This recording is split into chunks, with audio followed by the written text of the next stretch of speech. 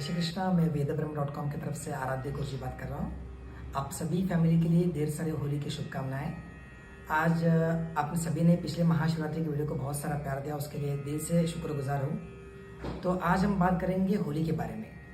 तो होली का त्यौहार हम सभी के लिए खुशी का त्यौहार है।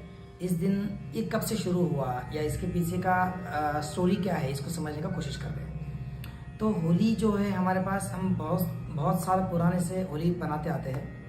तो होली का सबसे पहला जो जिक्र हम भागवत में या पुराणों में देखते हैं, तो हिरण्यकश्यपु जो था, एक हिरण्यकश्यपु नाम से एक राक्षस होके गए। वो, उनके पास ऐसी शक्ति थी, उन्होंने पूरे देवों को जीत लिया, सभी हो गया।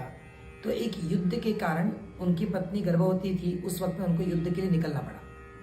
उसी वक्त में वहाँ पे नारद जी आ गए और उन्होंने उस गर्भ के अंदर, जब गर्भवती थी उस वक्त में उन्होंने महाभारत, अलग अलग वेदों के महत्व उनको बताए गए। उस माध्यम से राक्षसी कुल में भगवान जैसे बेटे ने जन्म लिया, जिनको हम प्रहलाद के नाम से जानते हैं।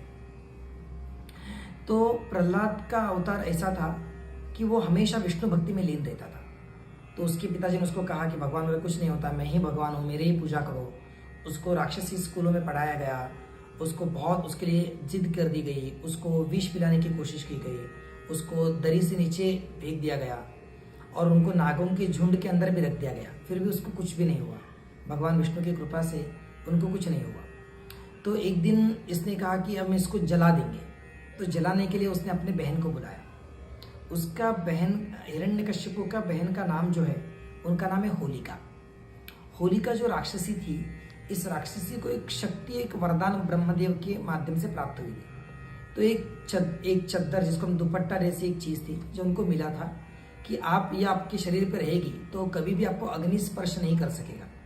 ऐसी तपस्या से उन्होंने सिद्धि प्राप्त की थी। तो अभी हिरण्यकश्यप अपना भाई है, उसकी कुछ इच्छा है, तो वो पूरे करने के लिए वो अग्नि के अंदर बैठ गई और वो जो दुपट्टा था वो अपने सर पे ले लिया, ताकि उसको अग्नि में कुछ ना हो, और प्रहलाद को अपने साथ बिठा दिया। लेकिन जब अग्नि लगाई गई, उसी वक्त बहुत तेज हवा आई और उनके यहाँ से वो दुपट्टा उठ के प्रहलाद के शरीर पे आके गिरा और होलिका उसमें जलने लगी। जब होलिका उसमें जलने लगी तो उन्होंने ब्रह्मदेव की तपस्या से उस चीज़ को हासिल किया था। तो उसने ब्रह्मदेव की तपस्या किया और प्रार्थना किया, मैं इतनी पराक्रमी थी, मैंने इतना जिंदगी में हासिल किया था, सब लोग मुझे भूल जाएंगे, ये दुख मुझे क्यों मिल रहा है। तब उन्होंने कहा, तुम्हारे पास शक्ति थी, ये शक्ति तुम बहुत अच्छे कार्यों के लिए भी यूज कर सकते थे, आपने एक बुरे कार्य के लिए ये शक्ति का यूज किया। तो हमारे पास ऐसे बहुत सारी चीजें होती है जिसको हम सही जगह पे यूज नहीं करते, लेकिन किसी बुरे काम के लिए हम यूज करते हैं। तो उस अग्नि के माध्यम से तुमने प्रहलाद को जलाना चाहा, तो वो तुम्हारा बुरा सोच तुमको इस अग्नि में जल रहा है।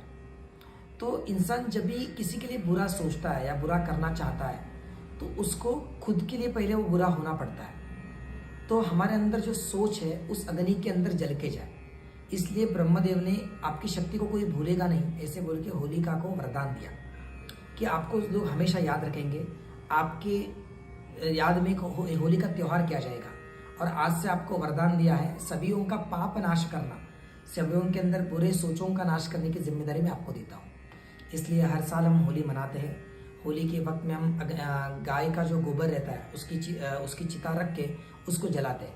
बहुत जगह पे नया जिनका विवाह होता है उनको होली देखने को मना किया जाता है, ताकि वो होली चिता के स्वरूप में है, जिसमें हम पाप का नाश करने के लिए हम सभी चीज़ें उसके अंदर रखते हैं। तो वो नए वधू ने दर्शन नहीं करना चाहिए, ऐसे कुछ जगह पे रिवाज है, वो सही है। तो होली के माध्यम से हम हमारी ज़िंदगी में क्या कर सकते हैं, जो भी हमारे अंदर पाप विचार है, जो भी हमें आगे ग्रोथ करने में मदद नहीं कर रही है, हर एक को पता है मेरे अंदर क्या ऐसी कौन सी बुरी चीज़ है जिस माध्यम से मैं रुक रहा हूँ, उन सभी को हम इस होली में जलाए। और इसमें लोग पूछते हैं कि इसका रंगों का त्यौहार कहाँ से आया, इसमें हम रंग क्यों खेलते हैं। तो जैसे महाभारत में ये कथा जब भगवान कृष्ण के बारे में द्वारका में सुनते हैं, तो वहाँ पे भगवान ने फूलों की होली की है। वो पूर्णिमा के दिन, उत्तरायणी पूर्णिमा, मतलब होलिका दहन का जो पूर्णिमा है उस दिन खेला गया है। इस वजह से हमारी ज़िंदगी में नए रंग आए, हमारी ज़िंदगी से हम बुराइयों को मिटाए, इस पर्पज़ से हम नए रंगों के माध्यम से इस होली का त्यौहार का स्वागत करते हैं। तो ये साल आपके ज़िंदगी में बहुत सारे नए रंग लाए, आपको बहुत सारे आपके घर में खुशियाँ लाए और आपके अंदर की सभी बुराई इस होली में अंदर जल के जाए, ऐसे मैं भगवान से प्रार्थना करता हूँ। और ऐसे ही माध्यम से हम अलग अलग त्योहारों की इन्फॉर्मेशन आप तक लाते रहेंगे। ऐसे सभी इन्फॉर्मेशन के लिए आप हमारे वीडियो को लाइक कर सकते हो। Thank you so much. जय श्री कृष्ण।